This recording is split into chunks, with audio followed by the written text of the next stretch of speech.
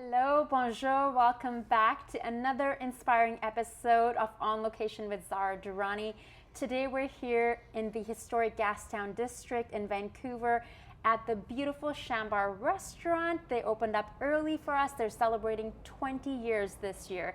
So come check out Shambar. Joining me today is someone who's truly inspiring.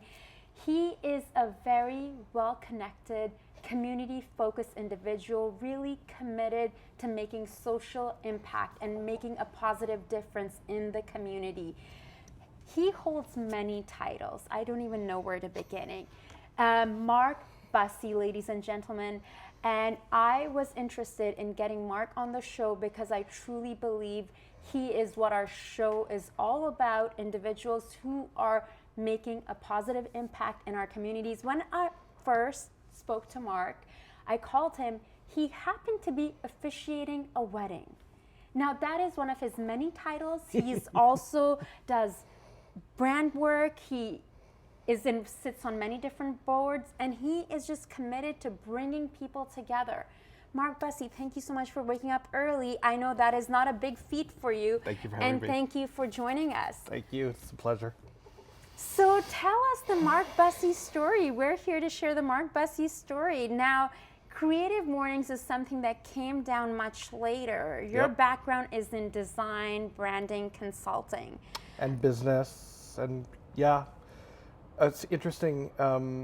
I've been struggling in the last few years since I stepped away from dedicated full-time leadership roles in organizations to, explore the consulting space, right? The freelance space. I'm quite fortunate. In fact, I'm terribly privileged in the opportunities, the financial situation, the life that I've been given, that for the last few years, sort of like mid-COVID, when that started to all wind down and I started getting out there, I assumed a stance that was really steeped in curiosity and my own obsession with creativity and the role and the skills that I bring in that. And recently a friend finally put a name on it, a word that I hadn't thought about and never identified with, but it is a curious way to think about this, both from the perspective of, like people say, Mark, what do you do? What's your I'm doing this, I'm doing this, I'm doing this, I'm doing this. Well, there's a word in French, to be a flâneur. I love that word. And that's not a title people use. Nobody says, hi, I'm a flâneur.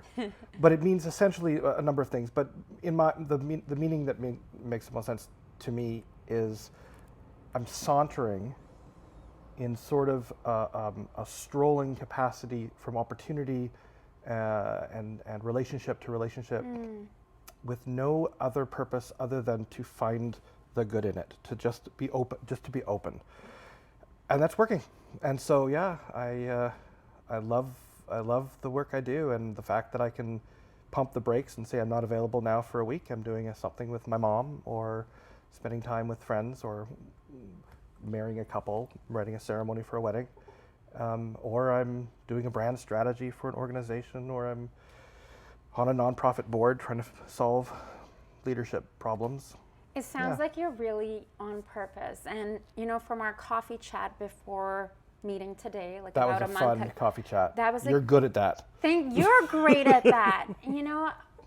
Vancouver sometimes gets a bad rep, but individuals like yourself, Mark, I met Mark and he was like, okay, where are you filming? Let me help you with that.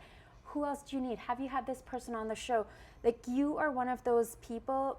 I think I was speaking to Nicholas on TELUS, and I said, Mark has a very East Coast, New York kind of mentality. Like, cool. You're very get to the point. How can I help you? Who can I introduce you to? Have you always been like this, Mark? I'm from southern Manitoba.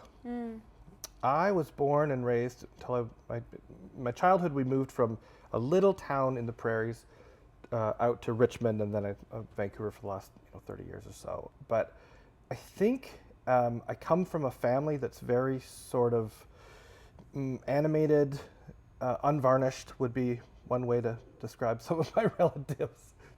Just straight shooting prairie people. And although I don't think I would ever want to live in Manitoba again, I like being from that kind of culture, and I like bringing that. I also grew up, in and around church and that sort of version of community. And so, when people learn that about me, at first blush, sometimes people will describe me as very urban, and I'm very urban. I've chosen to be an urban dweller, and I guess I have one of those careers. But I'm just a guy who wants to help you load hay bales onto the truck, really, is what it comes down to. Or if the neighbor is in trouble, go help. And so I bring that to I just can't, that's my programming, right? That's where I come from, and I like it. And I enjoy being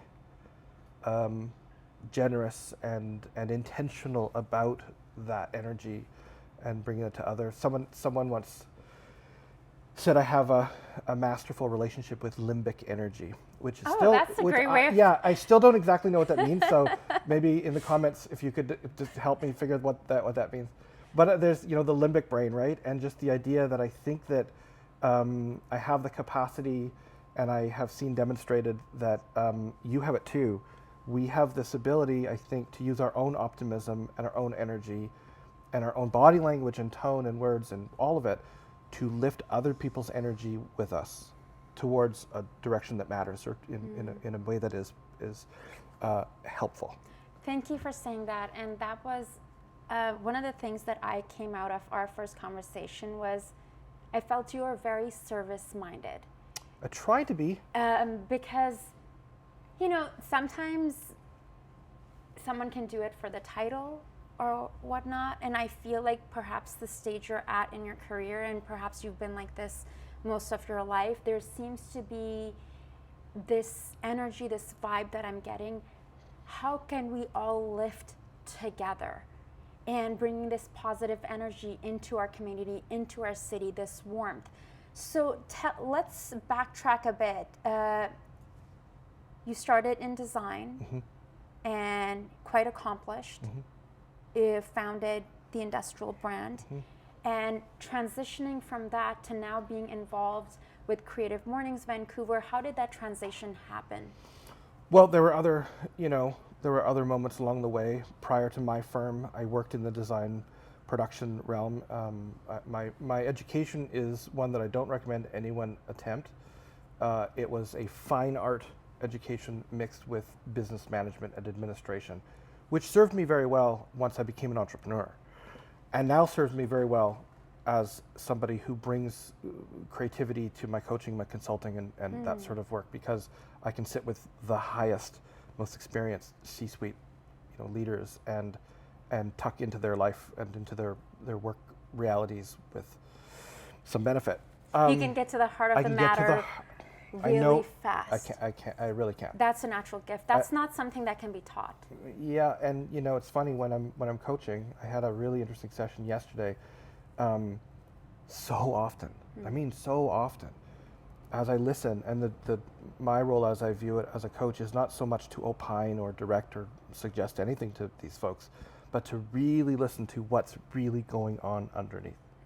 And there was a moment where I said, I'm hearing you say this, but I think what might be going on is this. Do you think that this might be what's happening? And he just was like, I hadn't thought of that. And this is something that you're doing on their brand organization, or both personal and brand? This is since, we'll get back to the Creative Morning story, but it's all related. But during my time running my own firm as managing partner, a lot of the time wasn't necessarily just about brand, although that was our offering there, but it was culture and systems and leadership and communication and clarity on values, and there's so much of that stuff. Like folks would often confuse brand with a logo. We weren't logo designers, we were brand builders, from the name and the language and the way it shows up and it's expressed and the behaviors and how you make decisions, all that stuff related to that. So that is very much what I consult others on now. What occurred with Creative Mornings was that in serving my own firm and my own clientele, and then I took a leadership position in the design sector and ended up the president of the association, I began to realize that for me anyway, and I want to confess something, because you're being very generous and I really appreciate your kindness. And I'm used to, and I can accept compliments. I'm okay with it. I'm good. I'm okay.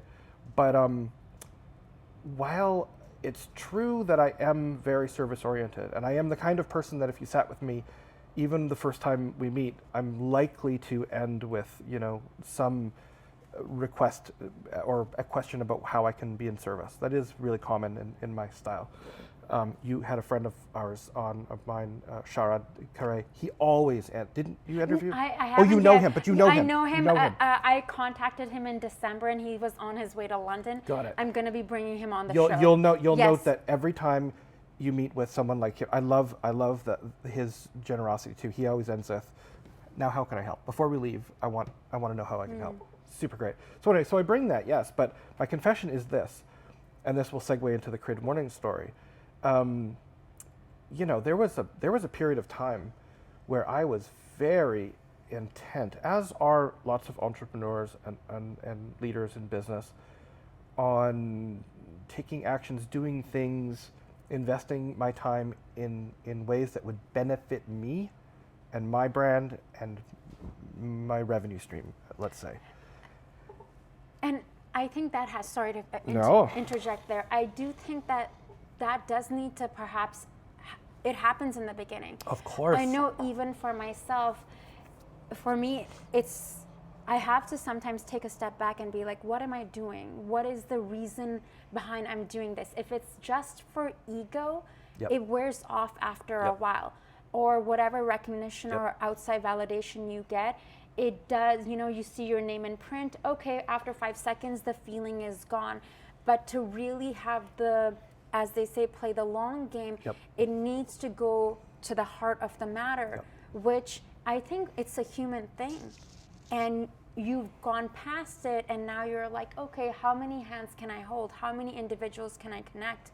And I think as an outsider who's just getting to know you but familiar with your name and your work, I do see the fact that, okay, this individual got involved, started this, and not just with Creative Mornings, it's the other boards because that is just one part of it. Yep. There's many different boards that you sit on, the dinners that you're doing, the individuals you're connecting, and just welcoming people like me who you just met. How can I help you? Yep. Let me go right ahead. Like, that's not just lip service. So I do just want to say that. We're on the same page. The Creative Morning story that falls into that also should maybe be prefaced to say it looks at the outside and is legitimately, it's all volunteer, it's a sort of gift economy endeavor. It's all done with generous donations and investments from organizations and people to make us do this. If anyone doesn't know what we're talking about, essentially we're in our 13th year, all around the world, once a month, gatherings happen, and ours are in the neighborhood of 150 to 200 people, get fed a free breakfast, a live musical performance, and an extraordinary hour of conversation and listening to some successful person who has used and has wrestled with and employed creativity in their career, and they're willing enough to stand on stage and share that in a really generous, authentic, vulnerable way. And that's a real gift.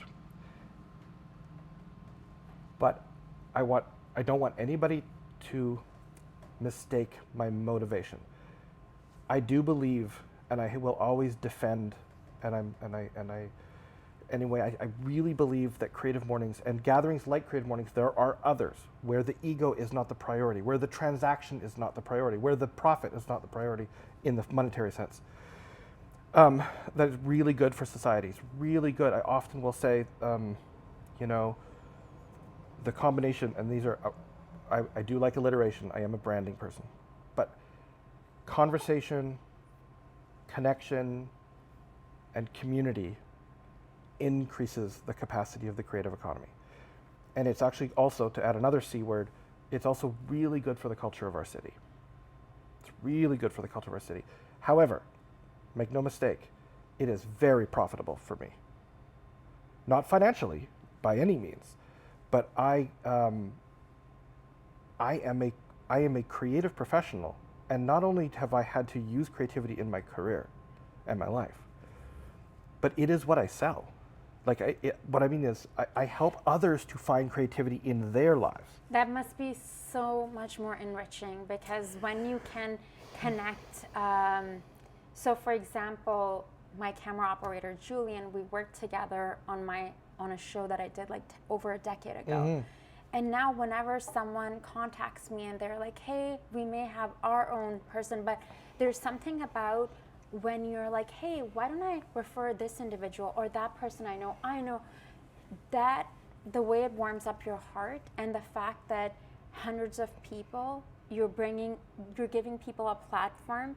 Like, the reason why I even thought of you is I saw our mutual friend Eric Sadie post about, and I was like, the individual who's in charge of this, I need that person on my show, and I want to talk about. And when we got connected, I had no idea you had all this other stuff. Yes, it's like, that's not just the only thing, you know, and that, to me, that is a story. So that's why I wanted to bring you on the show and really highlight you, because I think that's quite selfless. And I also understand when you're saying that, yes, it's doing something for you. Of course, you know, you get all the warmth back, and I'm sure the connections that are happening, or the creative projects people are working together on.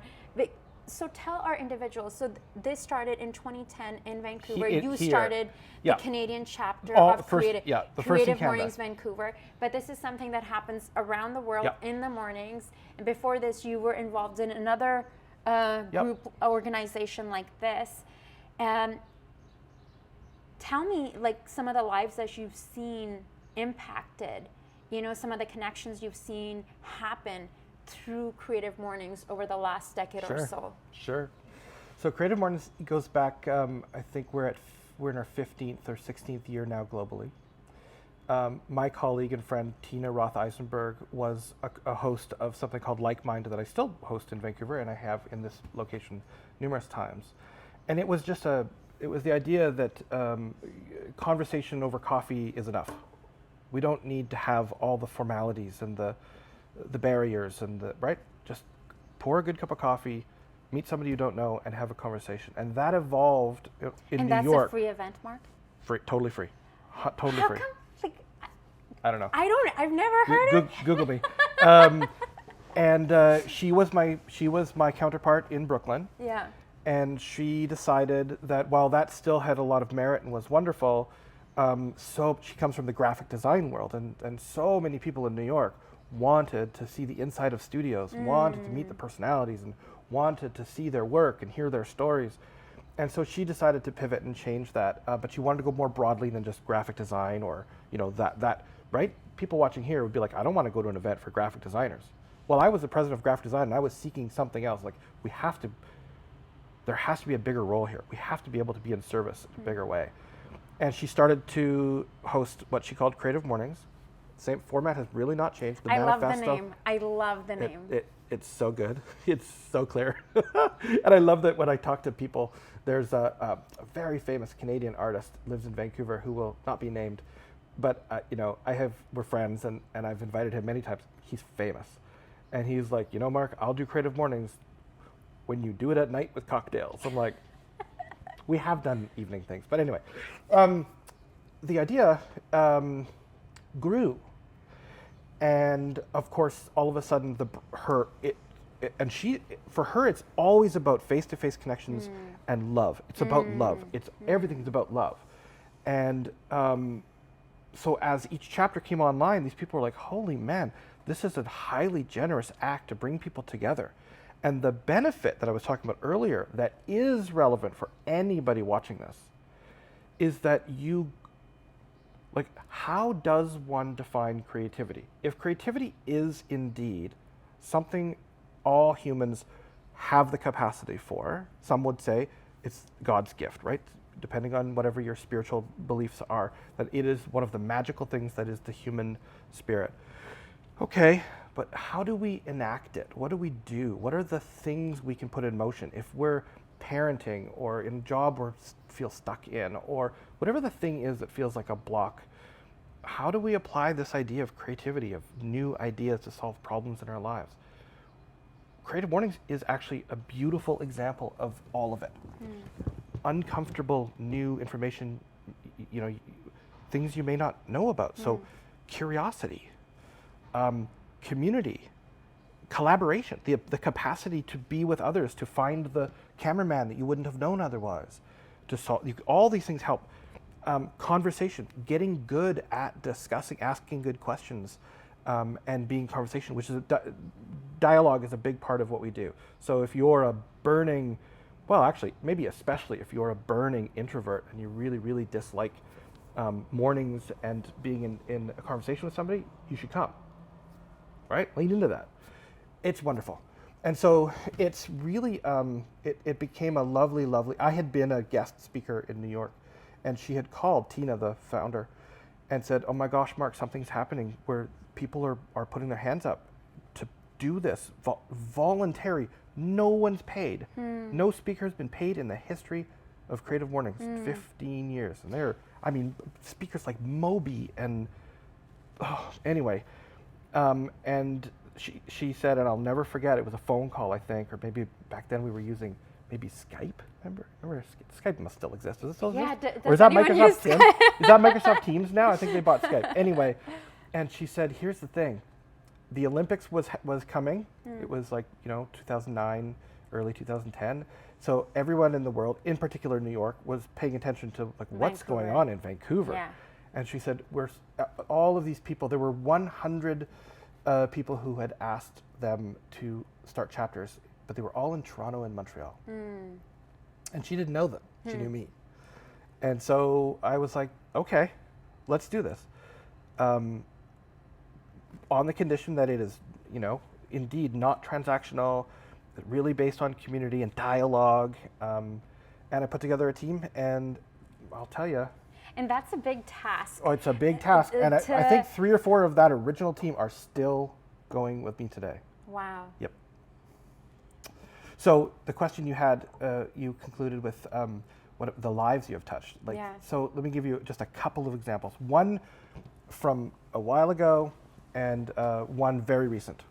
One story, we were hosting one of our gatherings, and this fellow who had come a couple of times, and was, I forget, maybe a writer? I think he was a writer. And anyway, he had a board.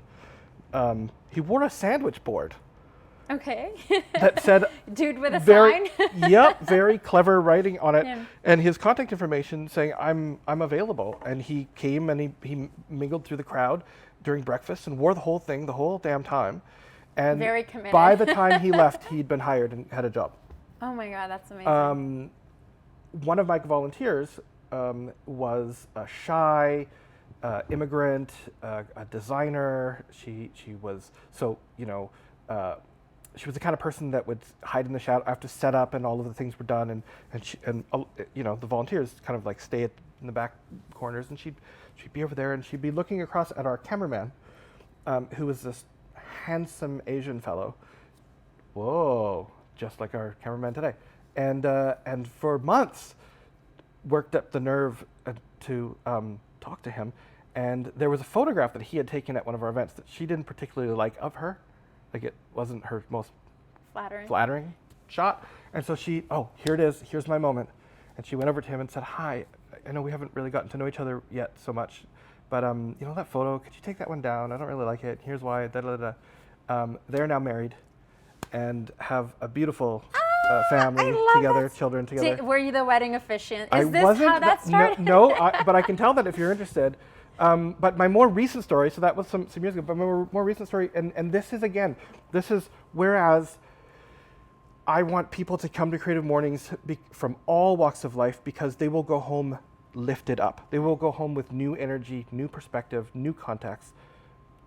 Discomfort that is the best kind of discomfort. Like I don't understand. This is so interesting. How do these people do this stuff? So Creative Mornings takes place the first Friday Every month. Yep. and the location, and tell us like how can people come? What Yep. is the system of If you go to getting creativemornings.com and find Vancouver, we always keep it. Some chapters move it around their city, and I like the idea of that. But it's just so much. We're just so comfortable and welcome, and it's just so lovely to be on the edge of Gastown here at the SFU Woodward. SFU. Yeah, That's when I came. The only time I've been was like was there. almost a decade We're ago. still there. Yes. I love it. Were you downstairs or upstairs? It doesn't matter. We're now on the second okay. floor Yeah. in their World Arts Center. They're so generous. Props, shout out to SFU and TELUS and so many of our supporters who help make those happen. But yeah, it's easy. First Friday, you show up, you register online. It's free. And how does it work? Because you were mentioning the ticket system. It's like a lottery system. How does Not it work? not these days. Since Okay. COVID, when COVID was happening, we had before COVID, it was really a challenge. We have tens of thousands of active followers just in Metro Vancouver, and so our mailing list is massive. And so we would have hundreds of people on the waiting list that just couldn't fit in the room because we've always kind of avoided. We don't want to. We did the fill the theater version a few times. It lacks the intimacy, the human aspect, the conversational aspect, the intimacy of under 200 people, where people can, and we always have folding chairs, so people can spin around and have a conversation about what the speaker said and formulate Really ideas. Connect with individuals really you connect with each haven't other, met. and like I said, dialogue is a really important part of this. And then when we do the Q&A, I host and moderate a conversation and play the Merv Griffin character. And although nobody knows who Merv Griffin is anymore. Anyway, I'm old. And the who would be Oprah? I'm Oprah. Okay, There we go. yay! And then the dialogue is so much more rich and so much more interesting. How do you pick who's going to be a speaker? What is that? What sort of? I saw Biff Naked. Yep, I have I have a committee. People have been with me for a long time. Technically, I'm the hammer, but we do this. We have a rubric. Each year, we pick a thematic focus. It's 3 tiers of themes, essentially, is the rubric. For us this year, 2024, is about celebrating people who, coming out of COVID, have been really turning Vancouver into a creative city again. Like, what does that look like? What are people who are doing really interesting creative stuff in the city? Another aspect thematically is, of course, and will always be creativity. Do they have a story about creativity? So we'll ask them, are you willing to share your own journey in a vulnerable way? Or what would the gift be for the audience? What gift are you going to give them? It's sort of like a TED Talk, but on a monthly basis. But better. You're like, okay, never mind. I take that back. Just Ted's great. I mean, Ted was great. I don't know. I've lost the plot. I don't know if people are still obsessing over Ted. And there's other versions of the talks, not just to pick on them, that to me seem too formulaic, too ego-driven, and not interactive and not humble. This is a community thing. Yeah, we film them. Yes, you can see them online or on TELUS. But really, you want to be in the room. You want to be in the room. And thirdly, to finish my thought about how we pick the speakers, though, the New York office has a team that runs the global. We're now in 60 cities or something, 70 countries around the world, something like that. Yeah, it's a big deal. Every month there's a different sub-theme. So this month, for example, the theme was, other than creativity, was like globally. Every chapter gets, in whatever language, whatever culture they are, like this. So this month the theme was perspective. And so so that's great. So we have this massive database of these people who have all said, I'd be willing to speak. We get a lot of people asking. We get a lot of PR people. You know, I'll tell you a secret. You want a secret? If I get an email from a PR comms person saying, or an agent, oh man, I know this woman. She's a TV host. She's gorgeous. She's got so much to say, and she should be a speaker on your stage. If that came from your representative and not you, the odds are very low you're ever going to access. Even though that, we don't dismiss it. We'll look at it, but that is the wrong motivation. we would much rather be with somebody who actually would be surprised, like, really? You think I have something valuable to say to the community? That's generous of you. So it's interesting because this is our rubric. But even for me, like on the show, I prefer, like I get a lot of pitches as well. I bet you do. And I've had some people be like, "Are you sure you want to?" I don't know if I have anything to say. That's who you want to show. Yes. That's who you want to show. Versus like. I'll tell you another thing too. Because then I'm getting again to the heart of the matter. Getting to their humanity, getting to their core, and really that then it's not about a show. It's more about, I've had a lot of actors on the show, which I love. I'm an actor as well. I love connecting with artists and actors and creatives, but something sort of pivoted inside for me. Like I was mentioning off camera, health and wellness is something that is truly important to me, being in my 40s now, and longevity and vitality, biohacking, like all that stuff I'm really passionate about. And then community, because I was living in Paris for a couple of years and really connected to the expat community there. And I came back to Vancouver, and I've talked about this on the show often. I had a bit of a reverse culture shock, and then also I missed how much the fashion and expat community, like, and media was very connected, and I was longing for that here. And once I got this platform, like last year, like this being the second show, I wanted now more than ever to connect with individuals like yourself who are wanting to create communities in here, and how can we get inspired, how can we empower each other. And those are the stories that I'm interested in sharing, because I think those are like the heroes, the unsung heroes in the back who are doing all this work, you know, all the organizing. And because you're not just taking care of the Vancouver part, you're taking care of the Canada part. Yeah, there's a funny thing. So I'm a bit of a raging feminist, and over the years have become so much more aware of the positive role that I can play in giving others opportunities. And so, you know, in terms of diversity and representation and gender balance, we have all of these rules, Mark's rules around how it goes. I will never host 2 months in a row. It's a leadership development engine as far as I'm concerned. And if I love that leadership development engine. These young people that have been so generous and committed to volunteering, finding a way. Think about this in a practical way too, because some people are like, wait a second, how am I going to go, you know, on a Friday morning and spend 2 hours on a work day? These are folks who have, and it's not a complicated argument. They have gone to their employers and they have structured their lives such that people around them understand that it is in their own best interests to let this young employee or whatever spend some of their week, some of their time, and 2 hours on one day to come into work late, and they bring so much with them as a result of this endeavor, right? So to expose them to public speaking and to organization and to leadership is important to me. Also, if we have a male speaker, I don't want another white dude on stage as the host, so I will get out of the way and we will put someone else on there.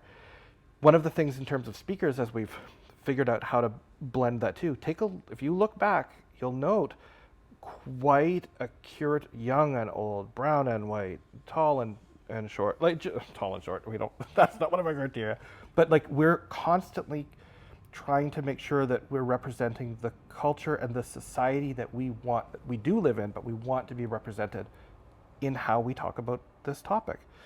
And one of the things I've learned, I think you and I talked about this over coffee, when we approach, if I were to approach him, for example, and say, hey, you're somewhat noted for your success in this realm, would you like to come and share your story on stage? My observation, my hot dog water math. And he is. Of course he is. But my hot dog water math would be that if he felt even 65% capable or an expert in his realm, he'd be absolutely yes. Yeah. You betcha. Yeah. I'll do it. Good for my career. good ego, feels good. People want to hear what I have to say. But if I went to you and I said, I would like you to come and speak to this audience with potentially a $2 million viewership globally, you being not a male identified person, a female identified person, it's more like 85%.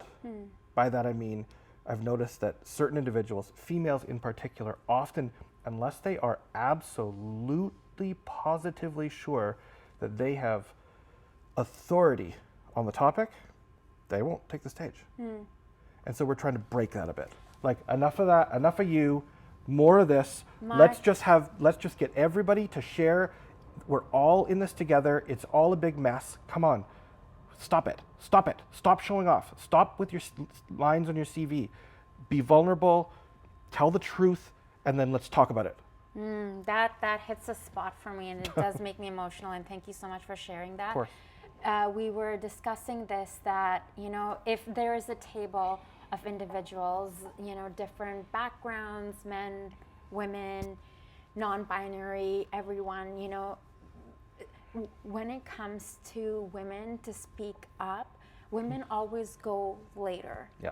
And I can say that for myself. Like, it's fascinating. Like, individuals even ask me, like, I've emceed events with like 5,000, 10,000 people in the audience, and people will be like, you seem so confident. I'm like, dude, every time I'm shaking, every time I'm nervous, I bet. I drink my coffee and I'm like, okay, I tell like the little girl inside of me that I believe in you. Like, you can do this. I have to do that mirror talk. I have to, there's what you see on social media, but then also the reality of it's, 100 years ago or 50 years ago or even 20 years ago, I don't know if I would be sitting here having a show funded and sharing and talking so openly about the things we are talking about today. Yeah. So someone said to me, a few people have said this to me, they're like, you use the word blessed a lot or grateful a lot. Blessed. Yeah. But the thing is, You're blessed. Yes. Yeah, you're blessed. I do feel blessed because I was not born in this country. Yeah. And for me, as a woman of color, as a South Asian woman of Pakistani origin, to be living in Canada, to have these opportunities, to have these conversations, to sit down with individuals like yourself, to film this. When I came to this country 24 years ago in February, Wow. So we filmed on February 5th, the star of CBC's #1 show, the lead, along with CBC and Lark Productions, and everyone came to my place. Julian was there. I was kind of having a little bit of a freak out before people arrived.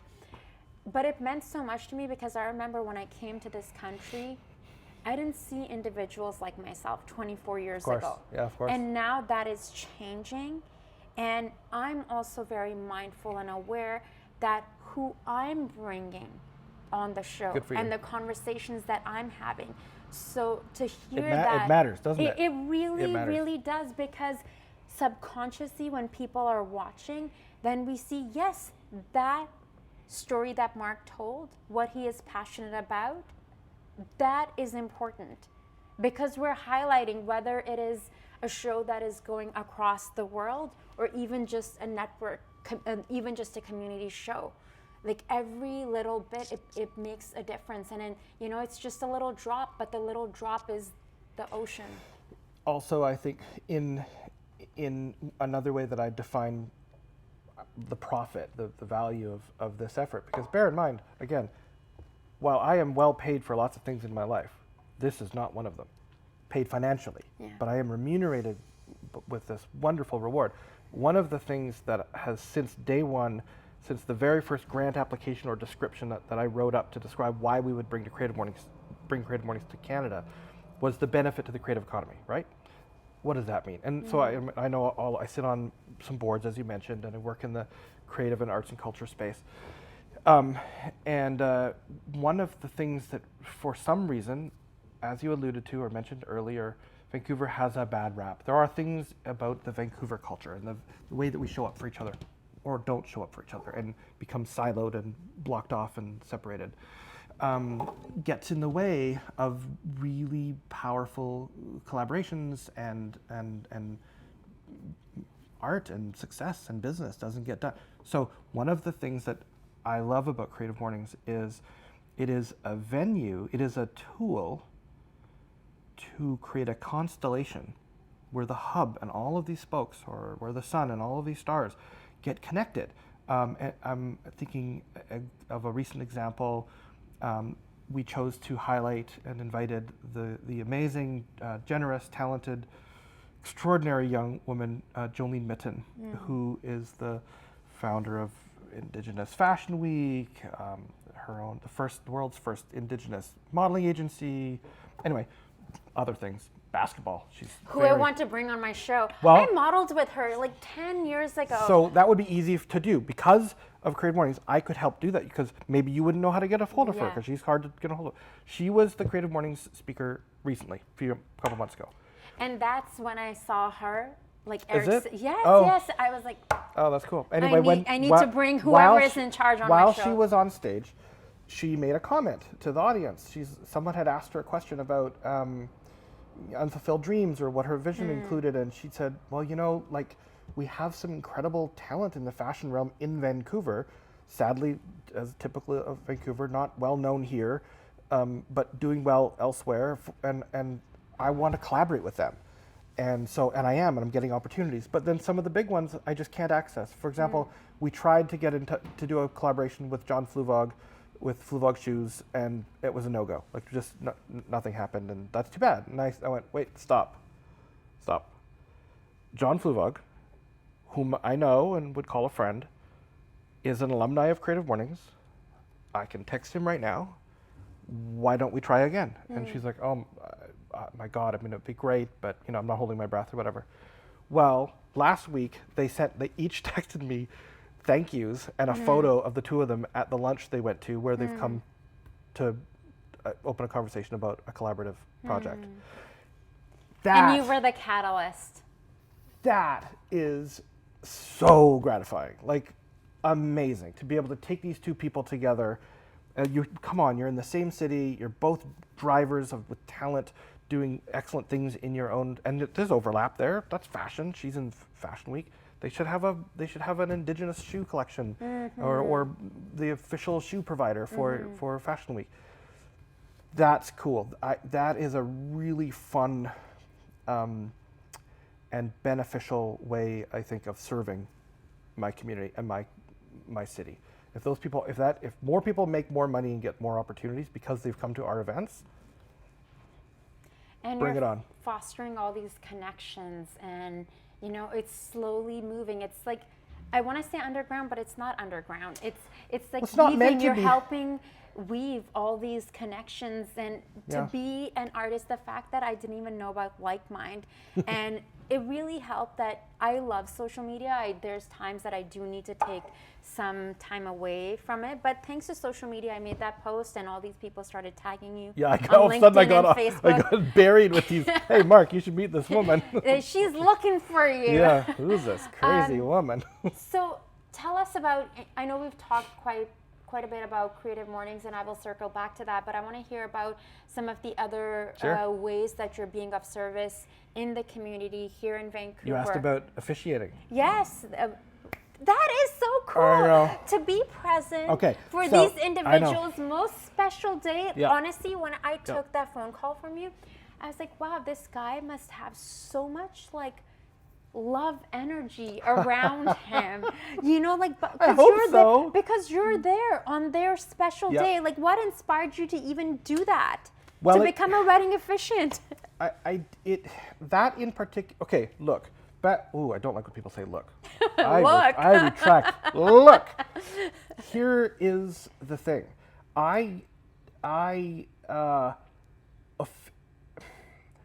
Over time, and I actually remember the day.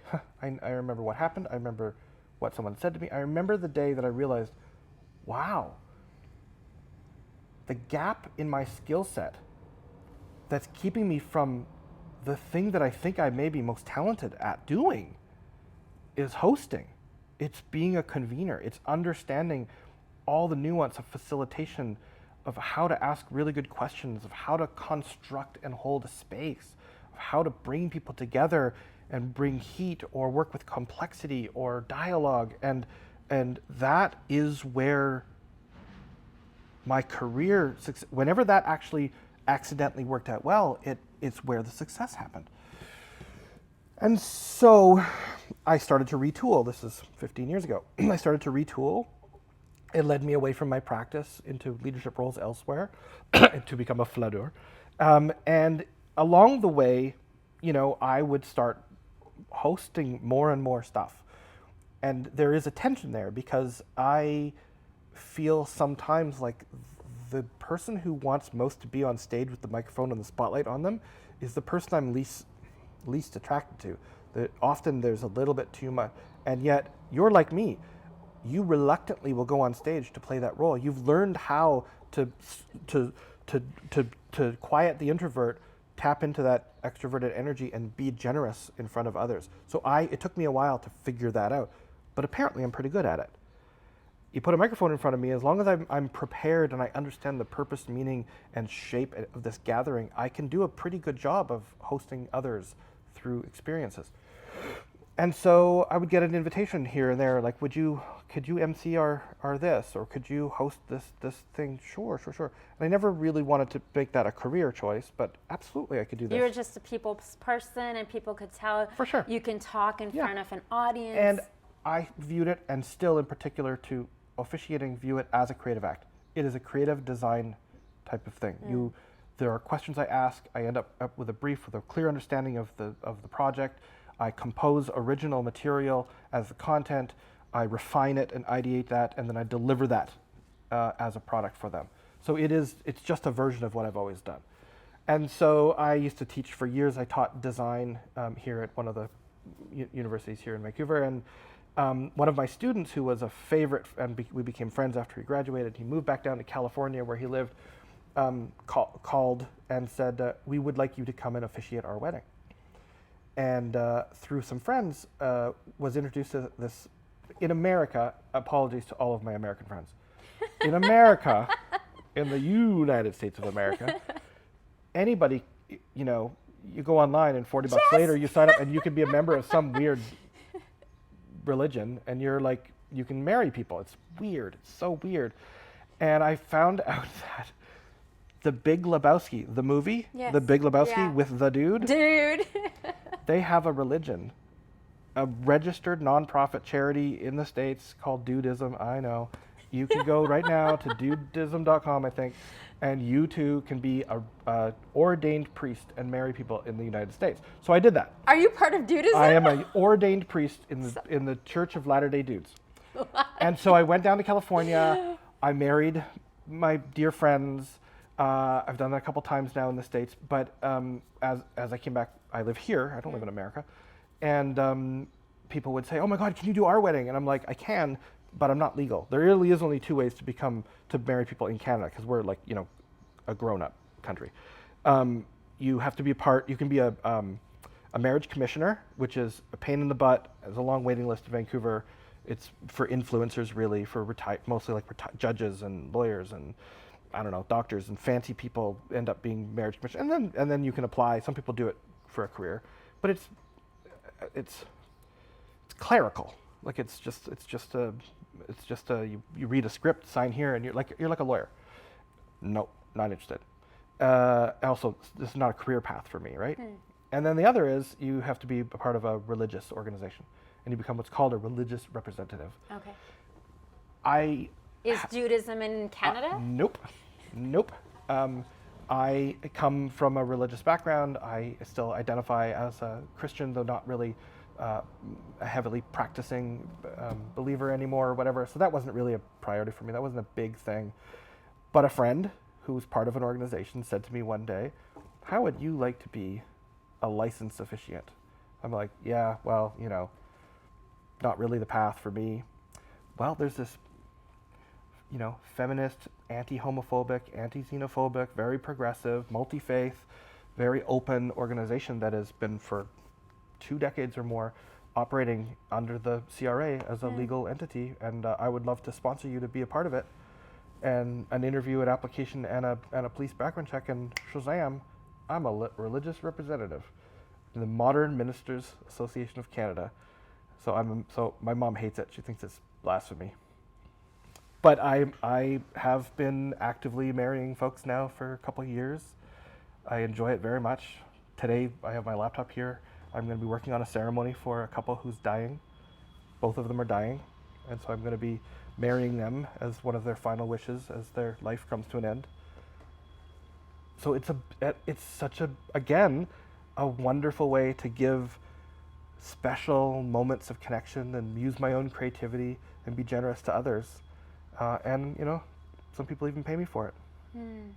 Neat, hey? That's so beautiful. I'm a flaneur. I'm just looking for neat ways to show up for people.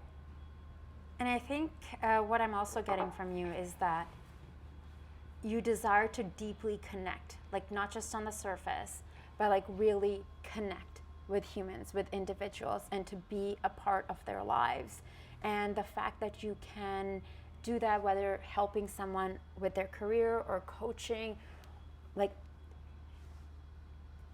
I think it's like, this is like a little movie here. The fact that you're doing this thing on the side, this is like, I'm imagining like this movie character. Oh, this is just something I do on the side. I found that, is this a joke? Is this guy joking? I'm going to go marry off a couple right now at English Bay.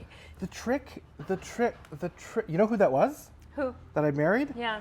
That English Bay one? Yeah. That was Miru from Vidges. Miru has married her new sweetheart, and I got the pleasure to. I've known her for a million years. She and Vidge are friends, and she also spoke at Creative Mornings. And yeah, we had a wonderful beach wedding, and then a beautiful lunch together. It was great. A movie. I think it's truly fascinating, Mark. I would love to hear. You've held so many different titles. You really sound like someone who is using their gifts, talents, and the God-given talents, if someone wants to say. You're really living your purpose. Is there something that you haven't done, or a role, or a venture that you would like to try? Unfulfilled. Let's see if I can get you an answer by digging into that purpose thing. So, one of the things that I like to do in my coaching practice is to challenge those I sit with to go through an exercise of self-examination and deep exploration into what their underlying beliefs and values are, and to push them to really kind of pressure test them with actions, not just the things we say that we a lot of times hope people would view as our character or our values or our ethics, but how we show up. And some of the things I think I shared with you, I had a mnemonic, risks. And so relationships for me have always been important and will remain so. Integrity is crucial for me, and even my own wrestling match with integrity where I fail is okay because it's all in the pursuit of that priority for me. Service, as you've pointed out, I come from service people, and I like to be in service.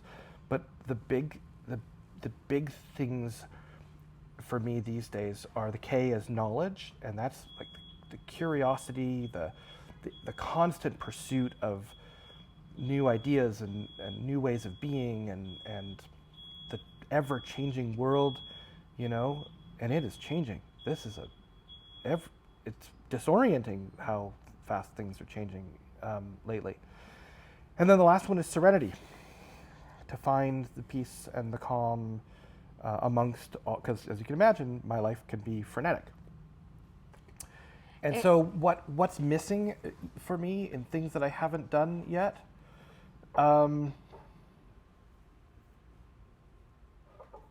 Figures you'd ask a question I had. No one's ever asked me that question. Put you on the spot. Yeah, I'm hearing the voice in my head. I have a really active relationship with the voices in my head, and I don't mean like a person with mental illness. I mean it's intuition. Yep. I've learned how to identify and shut down the critics and the judges, and then listen to when I hear a voice that actually is maybe wisdom or intuition come up. And I guess the thing that I should probably say is, if I were to get run over by a bus today, I'd be okay. Are there some things that I want to do? I mean, if I could find a way, if I could find a way to get paid to do the work I do, and as I say this, I realize, of course, that probably actually absolutely exists, to travel and to maybe have a little bit of a maybe digital nomad lifestyle and do my coaching and consulting and move around a little bit more, that would be good. I miss, since COVID, travel has been less, and I don't mean I mean like off this continent, like go to Europe and Asia and elsewhere and just really dive into other cultures. If there was a way to do it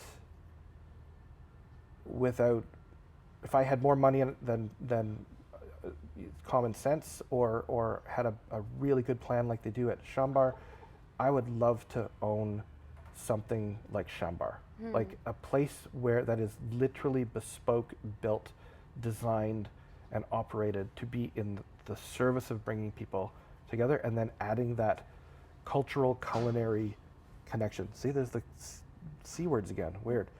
That would be something. I did study the culinary arts. I studied as a chef as a young person, worked in restaurants when I was in high school and university, and haven't since. But that's a big passion of mine. Cooking for others is a form of service that I really like. That would be something. I think the yearning and the longing feels a little bit like regret, not actual regret, but it feels similar to what regret would feel like, in that I avoided that path. I mean, I've had a great career. I've had a great life. I'm not done. But I avoided that because it became obvious to me, or my belief was, it's too hard to run a restaurant. It's too difficult to do it authentically the way I would do it and be sustainable in any fashion. And it's difficult. And it is difficult. But like Shambar, for example, this place has all the ethics and community and culinary arts and culture and all the stuff mixed together in a way that, like, if I could do this, if they asked me to be their business partner and I had a couple $1 million to kind of, spare, I'd be totally down with that. I feel like with you even voicing this today, and I mean, I know, I'm not sure if people know, but you're really into having gatherings and at your place. So I feel like you're doing that in your own way. And I've even found a way to get paid for that.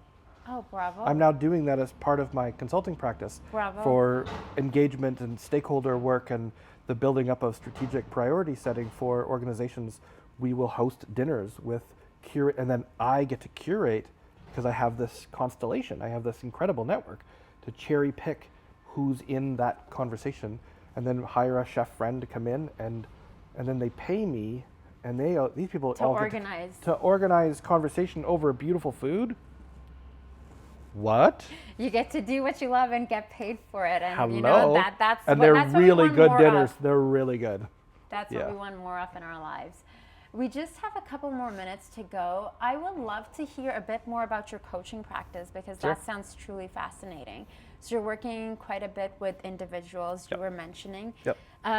So you touched on this earlier, that you look at their values, at their mission, how they're showing up in the world, and how they can really be on track with not just their goals that are more ego-based, but connecting to the heart and doing work, which is something, it's a conversation I have to have with myself often. And to be honest, I had it even last night, of being like, okay, when you go there, I had Sonia,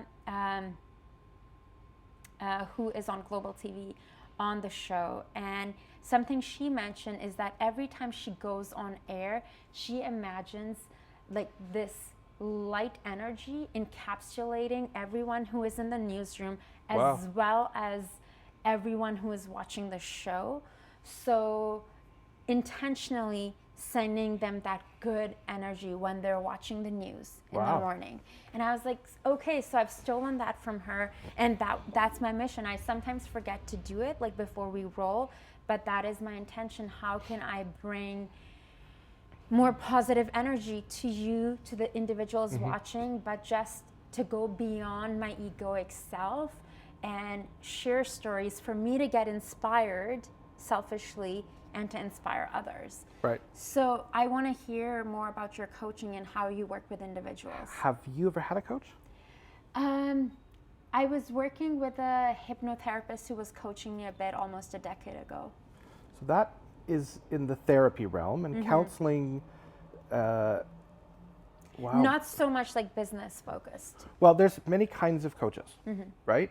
And I think that it's worth respectfully giving each of them a nod, you know? But I am not a life coach necessarily, although life, we're all living. It's all life.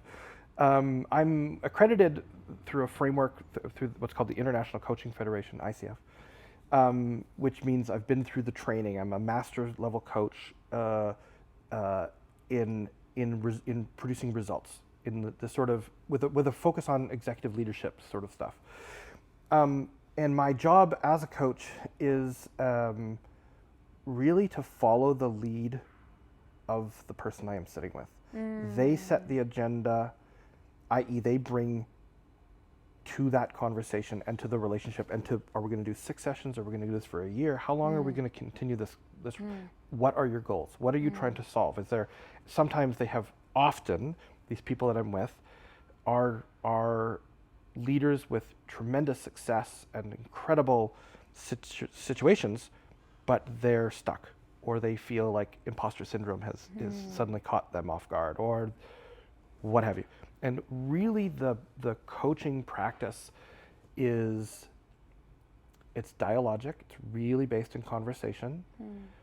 It's a lot of questions and listening on my part, trying to, as I said earlier, figure out what's beneath, what's underneath, what's going on, and then trying to use that limbic energy machine to raise their energy and optimism, insert some creative practice and process so that they can see, like sometimes I will use tools, tactics, or experiences to rattle them. Like, do you not see your value? Do you not see all of the incredible positive potential you have in front of you here?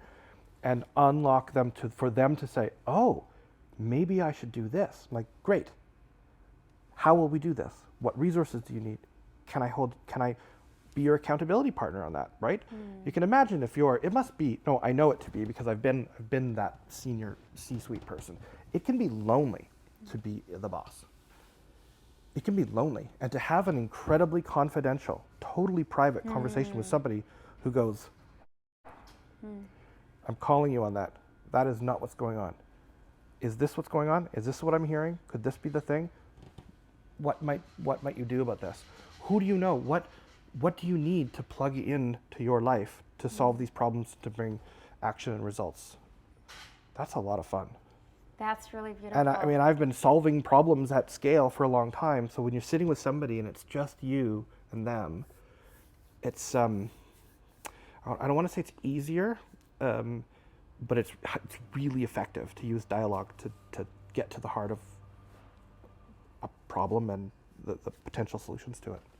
And you're bringing like this vast amount of experience from like, you know, leading these companies and Creative Mornings, sitting on the board of all these organizations. And a lot of things seems to conspire at the same time in those moments. It's truly, truly inspiring, Mark. Like, you're a man of many talents. Thank you. Before I let you go, I would love to hear what inspires you. Inspires me? I mentioned serenity. My default answer to that question is cooking for others. If especially brave people who are willing to try different things, because ethnic cuisine for me is like, oh, it's where all the flavor lives, right? I come from the prairies. So I'm like, let's do a curry, you know, like let's get into spice. But that is... You enjoy spicy food? Oh, I have a problem with spicy food. Yeah. like when I'm in let's say a South Asian or a Chinese or like a restaurant that has spicy cuisine, and then the invariable that unavoidable question that you get from the waiter, like, and so how spicy would you like it? And my wife and I, she's Chinese, be like the way you would like it, like spicy, and they're like, I don't trust you. White people. I'm like, no. Come on, Bring I think there's something with the rush that comes with the heat and the sweat and this, but also just as long as it's good, really, really good flavor. But anyway, lately I have really come, and I think honestly this has got to be something to do with the COVID experience and the changes, positive and negative, that occurred in me, and silence and reflection have become inspirational. Like to go inward, and I don't want to get all woo or weird about breathe. This is the spot to get woo woo. But like, I'm all woo woo. right, like to get grounded, to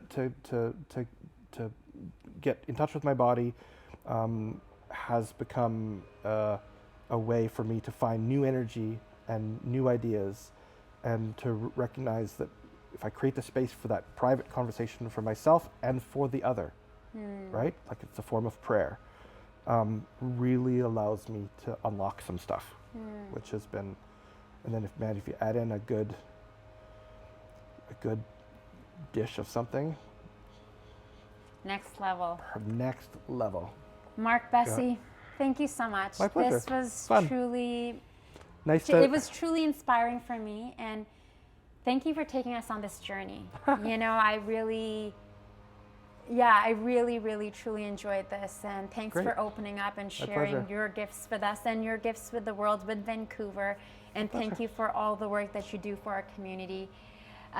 Make sure to check out Creative Mornings. I appreciate you guys tuning in. Until next time, I'm your host, Zara Durrani.